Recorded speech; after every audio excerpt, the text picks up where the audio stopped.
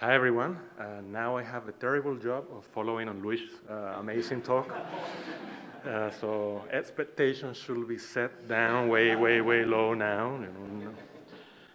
Okay, so I'll do my best. This is work done in collaboration with a couple of my students, Tlakael Esparza and Eric Humphrey, back in New York.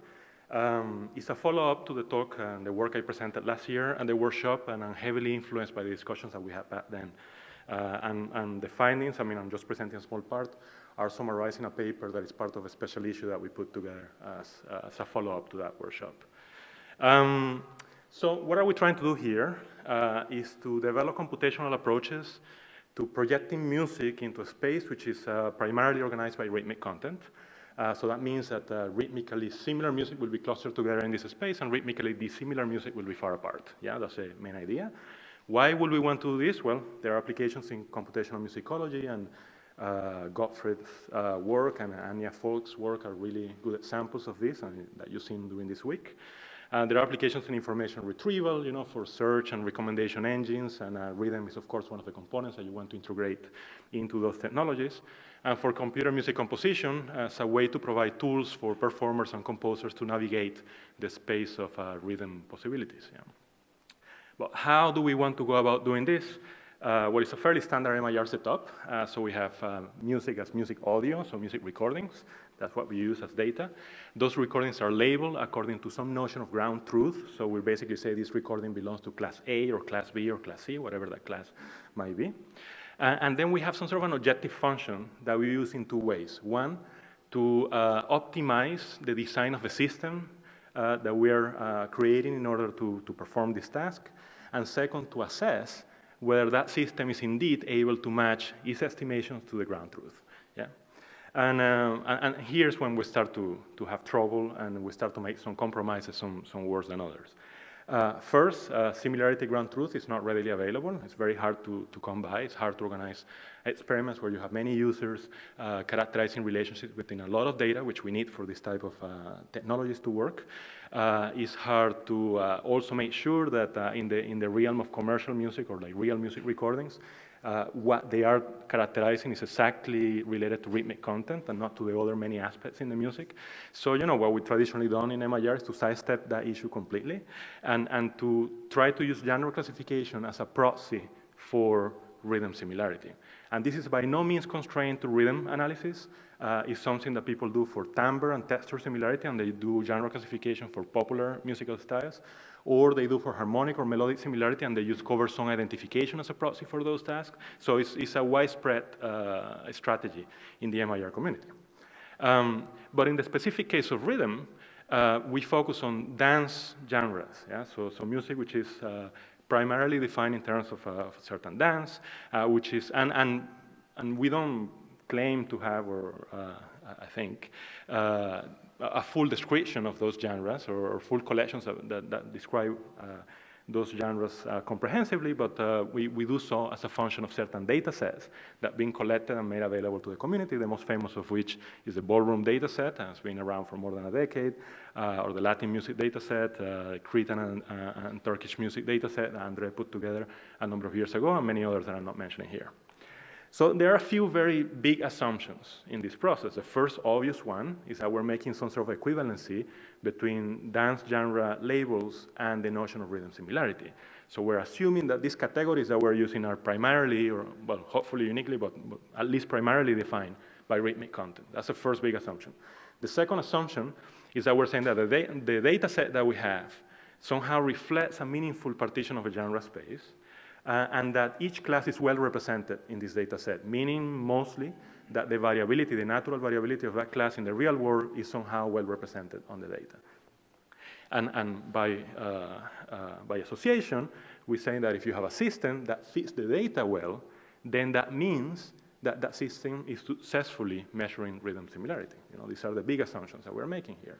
And what we wanted to do with this work is to go at this sort of like evaluating the assumptions in a bottom-up fashion.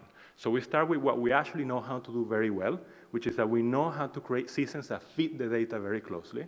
And then from doing that, we're going to look at the result of those, the estimations that those systems are making, and then we're going to see how that relates first to the characteristics of the data, and second to the big assumption that genre labels are somehow equivalent to rhythm similarity. Yeah, so that's the purpose of what we're doing here. So the data that we use first is a Latin music data set put together by Carlos Silla and his colleagues back in 2008. It has more than 3,000 tracks, so it's by far the largest data set available for this type of task, 5 times bigger than the most popular data set, which is a ballroom set. It organizes music as a function of 10 genre classes, 5 from the Hispanic American tradition, so tango, bolero, bachata, merengue, and salsa, and 5 from the Brazilian tradition, so axé, forró, gaúcha, sertaneja, and pagode. And I really apologize to the Portuguese speakers amongst you for naming your language. The data was collected by researchers in the city of Curitiba in Brazil in collaboration with some dance teachers who lent their own personal collections for the data set and also helped label those collections under the guiding principle that the music should be labeled according to how you will dance to it, okay? And there are 2 main reasons why we use this data set. One, because of the size, which allows the development of data-driven systems. And second, because both Tlacael and I, who did this work together, have a personal interest on Latin American music, and we really wanted to go a little bit deeper on the music itself. The computational approach that we use has 2 parts. So it has a feature extraction stage where we use very standard features known as onset patterns, which are well described in the literature, coupled with a neural network for feature learning and classification. Now, we spend a lot of time tweaking this system to optimize its performance, but the details are really irrelevant to what I want to talk to you today, so I'm not going to bother you with them. It just suffices to remember 2 things about the features. First, that they are invariant to local tempo changes in the order of 5 to 10 BPMs, but they are sensitive to shifts in tempo larger than that. Second, that they characterize information across multiple frequency bands. So although they are primarily concerned with onset patterns, they are also somehow encoding a spectral shape information, okay? So please remember those 2 things. So how well does the system fit the data? Well, I guess the answer is very well. We obtain classification accuracy over 90%, so 91.32%, which is very high for this task. For some genres at the very top of the table, this is organized from best performing to worst performing genre, you get classification over 98%. And interestingly enough, the top of the table is dominated by Hispanic American genres, while the bottom of the table is busy with Brazilian genres, and there are some reasons for that. Okay. In the context of previous work, we are reporting results which are at least 9%, around 9% better than the best previously reported results on this data set. That difference shrinks when you compare to other machine learning approaches which are properly optimized for the task. None of that is really important. What is really important is that when you look at the curve, the plot in the bottom, that gives you a function of performance in terms of classification accuracy versus genre, yeah, in the x-axis, you see that the performance across all the different machines that we train is very similar, yeah, has very, very similar trend. Meaning that in reality, the performance depends very little on your choice of machine learning strategy and depends mostly on the features that you have and the data that you use and the assumptions that you make about that data, yeah, which is the main argument, of course, I'm trying to make today. Just a quick thing about features is that there has been some other work by Bob Storm and others published this year about using a very, very similar system on the same data set and trying to justify or understand, why it performs so well.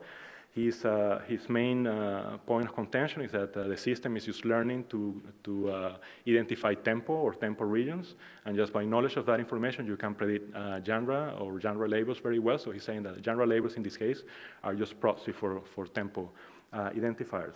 But he did these experiments on the ballroom data set, which indeed has a distribution of tempo across genres, which is very well localized and very disjoint.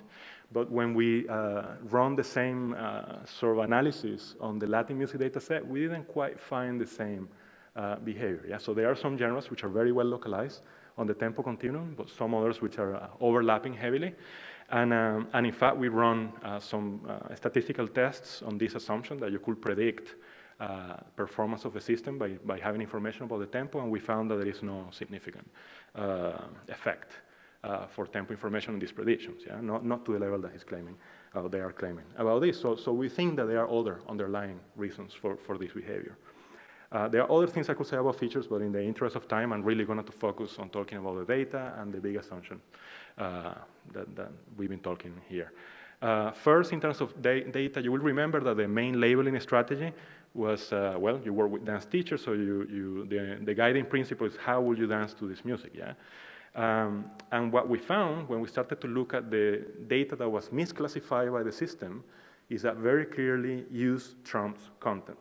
Yeah? That if you have data that somehow you can dance to in the style that these teachers are teaching, that thing will be labeled as a certain style independently of the fact that it clearly doesn't belong to that style. I'll give you an example of that, which I termed the bolero case. So for those of us who grew up in Latin America, or those of you who are familiar with the style, this is how bolero typically sounds like.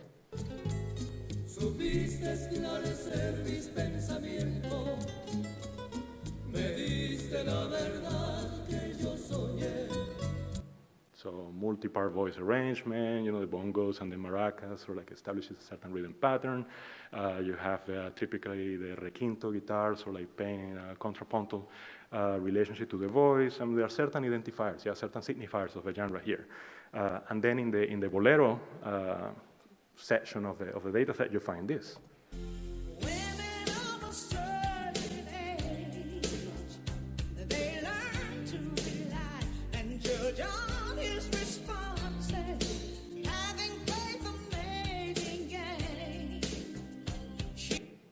Mainly because the teachers found that you could still dance the bolero dance to this music, despite the fact that this is clearly not bolero and it shares none of the previous mentioned characteristics with bolero. Yeah. So, and this is not an isolated example. I mean, in fact, if you look at the patterns of confusion and the errors that the system make, there's a high overrepresentation for music like this. Basically American and British pop ballads. Yeah. Let me keep going. The second thing I want to mention is about sampling strategies, because we in MIR are starved for data, so we get our hands on whatever we can get our hands on. That's what we do. So accessibility and convenience are sometimes the primary motivators for the data sets that we build. Yeah? And that really brings into question, whether we're actually properly sampling the space of things that we want to represent. And for that, I want to bring to you the case of tango. Tango is a particularly interesting case on this data set because we have 407 tracks on the data set by only 7 artists. But it's even worse than that. 315 of those tracks are coming from Carlos Gardel, yeah, only, and they were recorded between the year 1917 and the year 1935. Carlos Gardel had a very short professional life. He died very young in an accident, and to many Latin Americans, including myself, he's the embodiment of tango, yeah, so he's not an outlier. I mean, he's really, really, the most famous face that tango has, at least across the continent, yeah, and you're probably very familiar with his songs. Well, sorry, I played the wrong example, but anyway.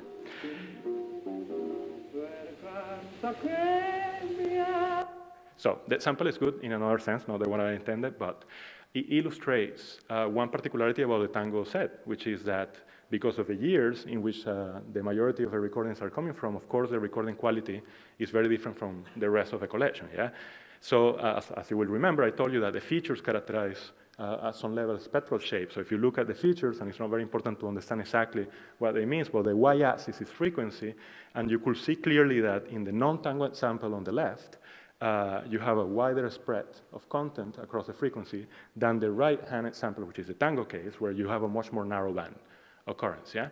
And what that means is that when you actually look at the pattern of results, there is a very high correlation between the performance on tango and the fact that you have low spectral spread. Yeah? So if you look at the 3 bars at the very far end of the plot, the first very short bar is the correct tango estimations. So clearly the system is deciding that every time that you have very low spectral spread is tango. Yeah? Second, the third bar is actually the confusions of other genres with tango, so things that were not labeled as tango but that were classified as tango. And you can see that that bar is still significantly lower than all the other blue bars across the plot, yeah? So the system, with a high level of confidence, will tell you that if you have low spectral spread, this thing should be tango, yeah? So clearly we're learning nothing about rhythm here, where you're simply zeroing in on the fact that we have a certain type of recording quality that somehow in this data set is associated with tango, okay? And then the final discussion I want to have with you is about equivalency between genre and similarity. And of course, we know that at best, genre categories are fluid. They are certainly not universal, and sometimes they're just plainly relevant, especially to the musicians who are playing this music, yeah? The famous Cuban-American timbalist, Tito Puente, made a very famous remark where he said that salsa is something that you eat, that what you play is cha-cha-cha, montuno, guaguancó, and a whole other collection of Afro-Caribbean rhythms, which is a little bit ironic for someone whose name will be forever associated with the word salsa. But salsa, the word itself, is in itself a very interesting case because the word means sauce. And of course, it refers directly to the melting pot of styles that make up the genre and that came up into being in the late 60s in New York City. So you know, the fact that styles are mixed and evolve into other genres and other styles is a fact of life in terms of this music that we're talking about. And we see clearly this on the data set. Even if we assume that the music in the data set is only defined in terms of rhythmic content, we cannot make the assumption of purity. Yeah? We cannot say that a genre is so pure that, you know, the rhythm patterns within that genre are unique to this genre and are not shared across genre. We see this in music within the set. So I'll give you the example of forró music, particularly a style which is called xote, which was made famous throughout Brazil by an artist called Luis Gonzaga, and this is how it sounds like.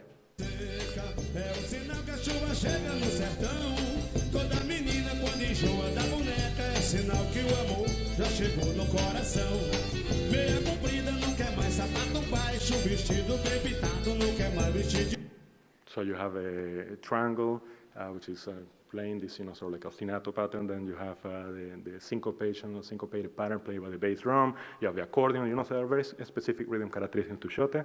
And xote has become so popular that, of course, now you have music in other styles that use the xote pattern in them. And you have xotes that could be labeled as gaucha, for instance.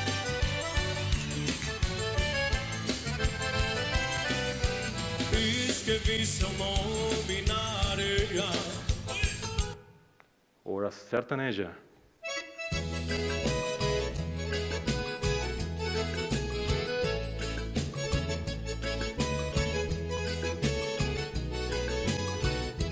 So xote is in fact in the name of these songs.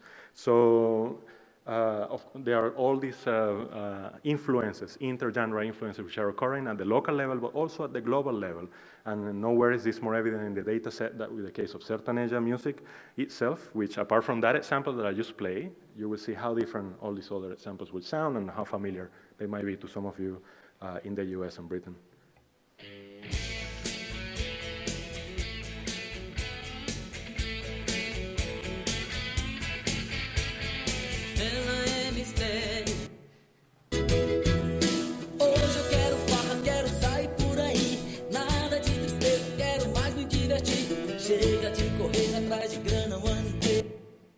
So if you guys can put the 3 last songs I just played under the same bucket, you know, please let me know how to do that.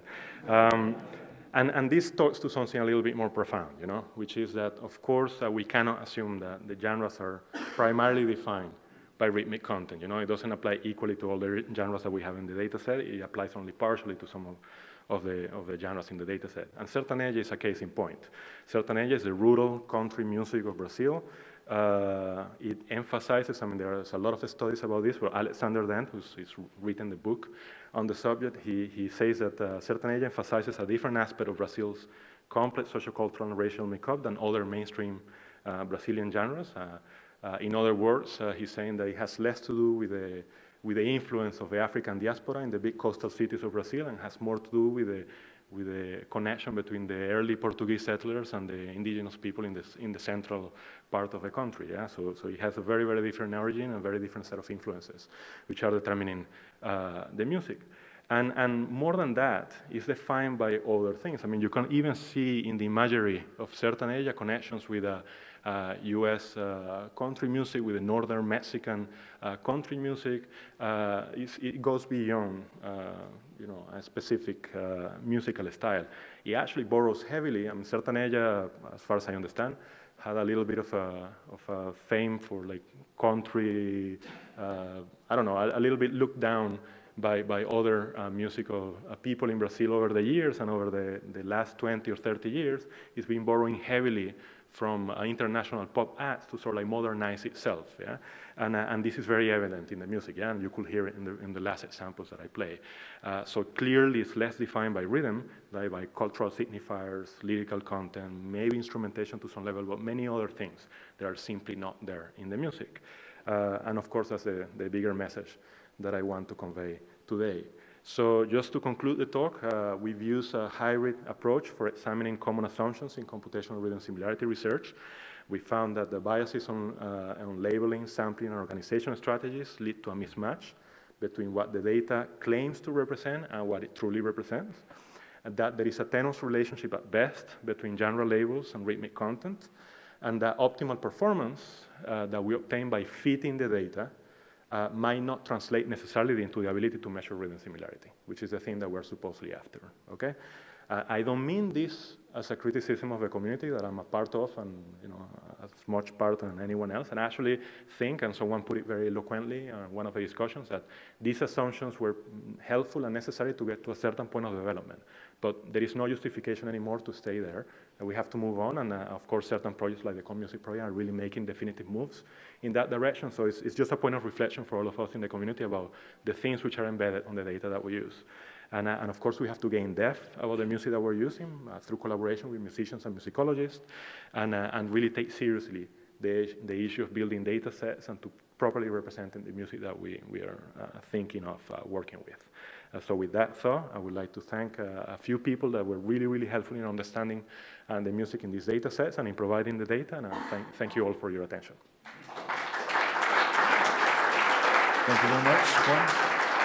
So we have time for some questions. Andre.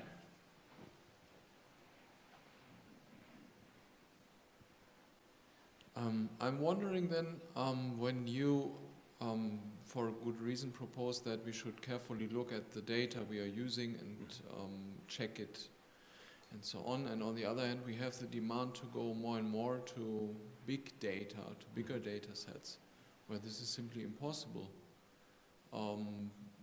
I mean, what would be strategies to do that then? I mean, to combine this necessity to go more and more to bigger data sets in order also to train some things, and on the other hand to get some understanding yourself in order to check what is actually musically happening there. I mean, that goes somehow apart, in two different directions somehow. Well, I mean, in my mind, there is no question that we have to spend more time on this that probably we have spent as a community. I mean, we all know this is hard because it's not easy to fund this type of work, and it's not really what motivates a lot of people to be in our field to do this type of work.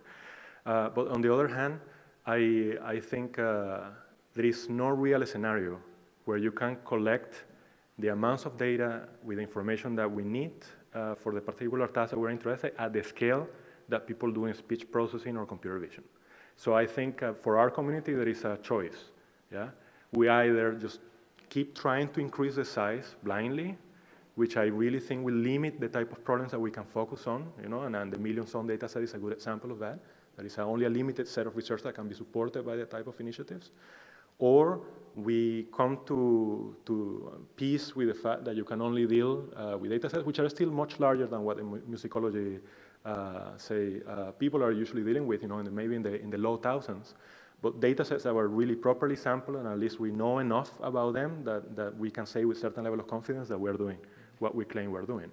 And in the particular case of this music, I think just redressing some of the huge invariances in terms of the number of artists and the years of recording that we have on the data set will go a long way towards catering for some of that, and maybe labeling not at the level of genre, but maybe at a much more, atomic level of rhythm, predominant rhythmic pattern, or like main rhythmic style that you will, identify with this recording or something like that. Mm-hmm. Yeah. So I think there are other things that we can do. I mean, I'm not even proposing that we should move fully to the similarity n, which is very hard to handle, I think, from a data collection standpoint. I think there is a middle ground that we can work.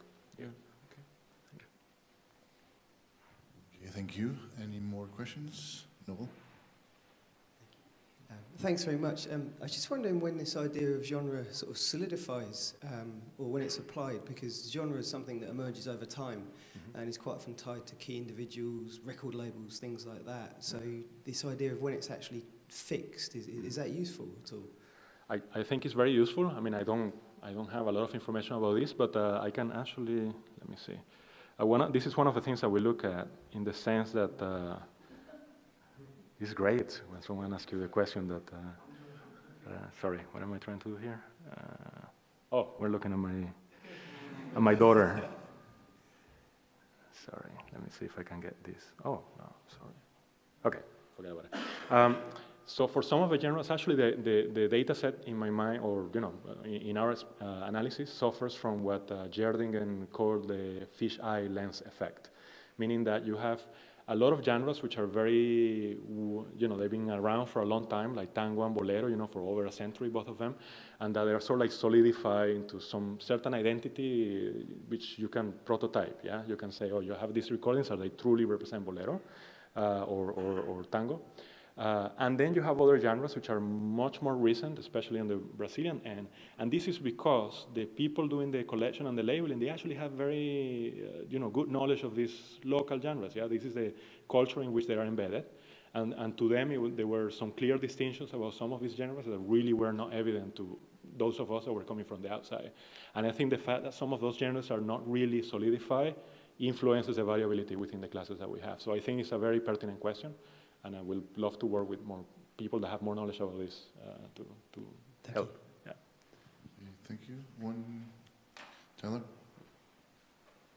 Yeah, just a related question. It made me think that this concept of genre is so fluid that a performer may want to be known to be in it, or maybe gets resentful being classified that way because it's limiting freedom, but then it gets used by marketers want to market a music. And then there's just I guess the emergent phenomenon of the genre, where it's actually emerging as this rhythmic, cultural, lyrical item. So it's a very interesting concept. I wonder if you just have, are you starting to think about these theoretical different various functions of a genre as a Yeah, concept? I mean, perhaps that's not the purpose of the research that we're doing, but I think, the only reason why we use genre labels is because commercially they've been used to sort of like propagate certain catalogs, and they are very useful for record labels to distribute the music and for people to market this music somehow. We found, time and time again that the artists don't necessarily agree with the labels that they are attached to them or their music, This is a very, very common and well-known phenomena. So I think, genre labels are very limited, and the only reason that we use them is because they were readily available, yeah, because it's something that people typically or normally use to refer to certain types of music. But, you have very extreme examples of this, and everyone knows the world music, sort of like genre label. Which I think to people in this room will be particularly amusing, yeah? And, but even when you talk about something like pop, all right, what are you really talking about? Like we saw from Robert's talk yesterday, that it could really mean a wide range of different things, which are not really well, they are not coherently grouped into a single entity. So I think for us as researchers, it's probably better just to go at a more atomic level of organization that will allow us to understand some other of the questions that we're after. Yeah. Okay, one more question. Quick one, please. Thank you very much. This has been most informative. And I'm understanding this question of the difference between genre, and I understand what everyone has said and what you said, and this is cool. We have a general agreement with this. Within some of these terms, looking as a musician, then I can understand for forró, for example, that one of the rhythms of the genre, forró, is xochi, and this can be identifiable. And it's similar to some of the music which gets classified for other reasons, textual reasons, instrumentation, etc., other elements of the music which are not rhythmic, and we're here to talk about rhythm. So I wonder if we could go through some of these data sets and actually get the musician to separate. So, within this genre forró, which will have some features which are common, for example, the frequencies of the triangle and the zabumba, the bass drum and the accordion and so on, you'd say, well, this is one rhythm, because there are people who distinguish their styles through rhythm, and there are other people who may distinguish their styles through other things which you're not looking at. Yep. And I'm looking at those, the list of 10 which you give me, which I pretty much all know very well. I mean, I could say, well, what Tito Puente said is correct.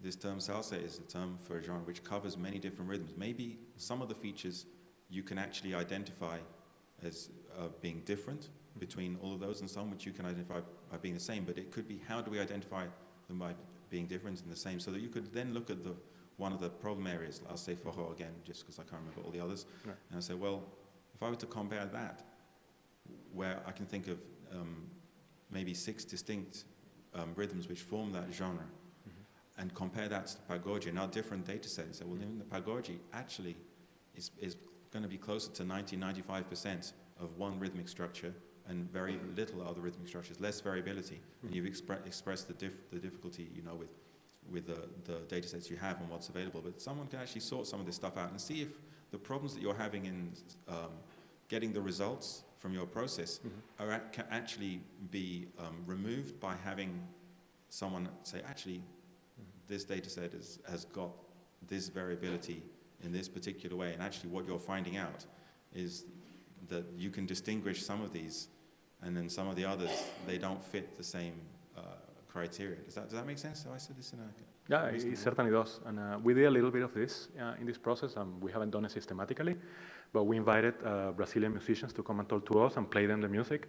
But actually some interesting things happened. Like actually one of my favorites is like we started playing a song, and it's a Brazilian drummer, and he started saying, oh, this is Axé, you know, very confident. 20 seconds later, he said, no, Sertaneja. Yeah, and it's like as more cues were coming into the music, as he started to listen to the lyrics and everything, then, you know, his genre assessment started to change. So, you know, if this is true of someone who's so knowledgeable about the music, you know, like we're really still a long away from having this type of detailed knowledge that will allow us to understand this difference. But you are right, this is the direction that we have to go, I feel. Okay, well, I think we have to continue over coffee break. We're shortening it already substantially. Thank you so much, Juan. Thanks so much for the participation in the session. It was a great one.